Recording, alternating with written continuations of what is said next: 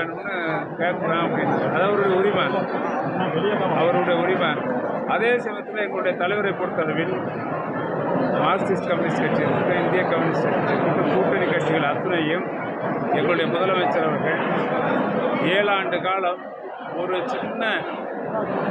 சின்ன அதாவது ஒரு தூசி கூட படாமல் அந்த கூட்டணி இடதுசாரி கூட்டணிகள் இன்றைக்கு பார்த்தீர்கள் என்றால் வலதுசாரி ஒரு பக்கம் இருக்குது உங்களுக்கு இந்தியாவில். இன்றைக்கி இடதுசாரி ஒரு பக்கம் இருக்குது. யார் தமிழ்நாட்டை பொறுத்தவரையில் எங்களுடைய முதலமைச்சர் தளபதியார் தலைமையில் மிகச்சிறந்த ஜனநாயக கூட்டணி இருக்கிறது, மக்களுக்கான கூட்டணி இருக்கிறது. எந்த இதில் இல்லை, பிரச்சனை இல்லை. நாங்கள் என்னென்ன திட்டங்கள் என்று சொன்னால் அதையெல்லாம் நாங்கள் கணக்கில் எடுத்து அதையும் நிறைவேற்றி தருவதற்கு முதலமைச்சர் தயாராக இருக்கிறார். முருகன் சொல்லியிருக்காங்க, அது பகல் கனவு, பகலில் கண்ட கனவு, பகல் கனவு தான். யாரும் போக மாட்டாங்க. எப்படிங்க கண்ணுக்கு தெரிஞ்சுக்கிட்டே எப்படி தண்ணி இல்லாத கணத்தில் போய் விடுவாங்க? ஒரு அரசாக இன்றைக்கு ஒரு தலைசிறந்த இந்தியாவிலே தலைசிறந்த அரசாக, தலைசிறந்த மாநிலமாக, தலைசிறந்த முதலமைச்சராக, அதுவும் இதுவரைக்கும் எல்லாத்துலேயும் தமிழ்நாட்டுடைய வளர்ச்சியிலேருந்து திட்டங்கள்லேருந்து எல்லாத்துலேயும் முதன்மையான அரசாக எல்லா துறையும் உயர்ந்திருக்கிறது. நீங்களே சொல்லுங்கள், பத்திரிகையாளர் நீங்கள் பார்க்குறீங்க, எத்தனை திட்டங்கள் எண்ணிலடங்கா திட்டங்கள் இன்றைக்கு மக்களை தேடிக்கொண்டு சென்று கொண்டு இருக்கிறது. இன்றைக்கி அரசு உயர்நிலைப் பள்ளிகளிலே மாணவர்கள் சேர்க்கை இன்றைக்கி 100% வந்துடுச்சுன்னா படிக்கிறதுக்கு இவ்வளோ ஆர்வமாக இப்போ வந்திருக்காங்க. இதுக்கு முன்னாடி இந்த 10 ஆண்டு காலத்தில் போகாத பள்ளிக்கூடங்கள்லாம் நிரம்பி வழிகிறது. காரணம் திட்டம். கல்லூரிக்கு போனால் அதுக்கு பணம் கொடுக்குறாரு. கல்வி அதாவது ஹைஸ்கூலுக்கு போனால் காலை உணவு இருக்குது, மதிய உணவு இருக்குது, படிக்கிறதுக்கு இலவசமாக இருக்குது, கல்லூரி வரைக்கும் இலவசமாக இருக்குது, எல்லாமே இலவசம். அதாவது இலவசம் நான் சொல்ல மாட்டேன், கட்டணமில்லா கல்வி பெறுவதற்கு அரசு முதலமைச்சர் வழிவகுத்திருக்கிறார். அதையெல்லாம் மக்கள் இன்றைக்கு அனுபவித்து கொண்டிருக்கிறார்கள்.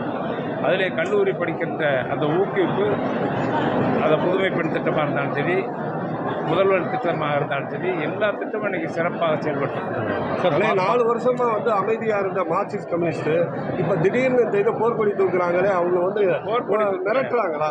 திமுகவை மிரட்டலை. அவங்க எப்பயுமே அவருடைய உரிமையை கேட்குறாங்க. எங்களை பொறுத்தளவில் உரிமைக்கு குரல் கொடுக்கும் கட்சி திராவிட முன்னேற்ற கழகம். யார் வேணாலும் கேட்கலாம்.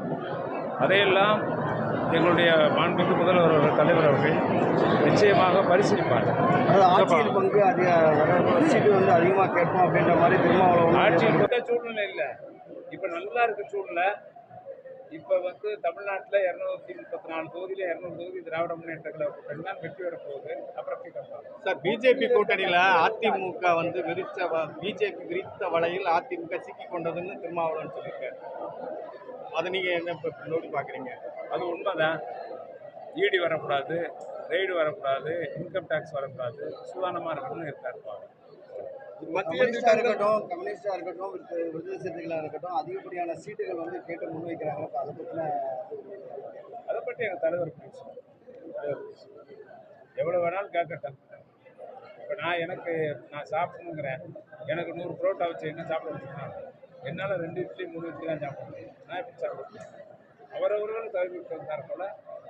ஏற்கனவே கடந்த காலங்களில் எந்தெந்த இயக்கத்திற்கு எத்தனை இடங்கள் ஒதுக்கீடு செய்யப்பட்டதோ அந்த அடிப்படையில் மாண்பு முதலமைச்சர் அவர்கள் முடிவு செய்து வழங்குவார். கூட்டணி கட்சியினருக்கு அதிக சீட்டு கேட்பதற்கான அதை முதலமைச்சர் நான் ஏற்கனவே அன்றைக்கே சொல்லியிருக்கேன்.